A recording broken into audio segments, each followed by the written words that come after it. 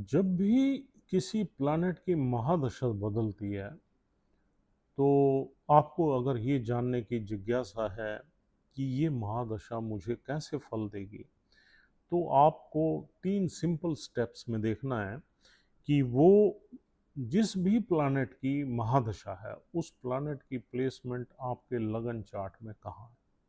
क्या वो योग कारक प्लैनेट है या मारक है? अगर वो योग कारक है और अच्छे घर में बैठा हुआ है तो ये फर्स्ट स्टेप है। इसका मतलब लगन में वो संभला हुआ है। उसके बाद आप नवमांश में उसके देखिए, अगर नवमांश में वो पीड़ित है, छठे, आठवें, 12वें में बैठ गया, इसका मतलब लगन में आपने कोई चीज़ मिस कर दी है उसको देखने में। हो सकता है आस्पेक्ट मिस कर दिया हो किसी प्लैनेट का, हो सकता है डिग्री मिस कर दी हो सकता है कुछ अष्टवर्गा में उसके पॉइंट्स कम हो, तो कुछ ना कुछ उसमें आपने मिस कर दिया, इसलिए वो नवमांश चार्ट में खराब हो गया। अगर नवमांश चार्ट में वो सपोज खराब है, तो आप ये मान लीजिए कि अब आपका ये प्लैनेट उतने अच्छे रिजल्ट्स नहीं देगा जितने लगन में वो जिस तरीके से बैठा हुआ है, क्योंकि लगन में भी कुछ ना कुछ उस पर बुरी दृष्टि है, या उसकी डिग्री में प्रॉब्लम है, या कहीं ना कहीं प्रॉब्लम है। अब आप आइए D10 चार्ट में। D10 चार्ट एक ऑल टुगेदर डिफरेंट चार्ट है, आपके कर्म का चार्ट है बेसिकली। कैरियर का तो नहीं कह सकते, कर्म का चार्ट है, भैया आपने काम क्या करना है लाइफ में।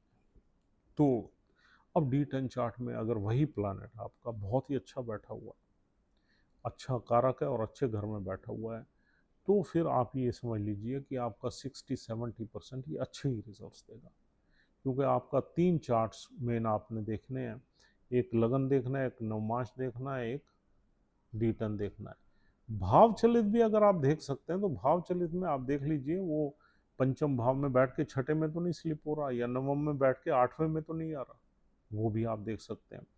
तो जब भी प्लैनेट के 3 आप भाव देखेंगे, मेन लगन, नवमांश और D10, तो आपको रफली एक परसेंटेज मिल जाएगी कि कितनी परसेंट ये मुझे ठीक फल देगा।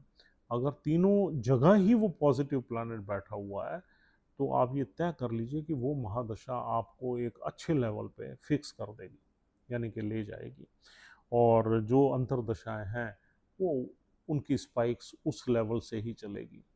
तो महादशा आते ही हमारी जो लेवल है कैरियर का, लाइफ का, क्वालिटी ऑफ लाइफ का, वो एकदम चेंज होने लगता है, और बहुत ही जल्दी, जब तक उस दशा में अंतरदशा उसकी चलती है, वो चेंज हो जाता है 1.5-2 साल में, 2.5 साल में। जब भी जैसे गुरु की दशा आई, गुरु में गुरु चलेगा तो वो चेंज हो जाएगा। तो इस तरीके से आपने फलों को निकालना।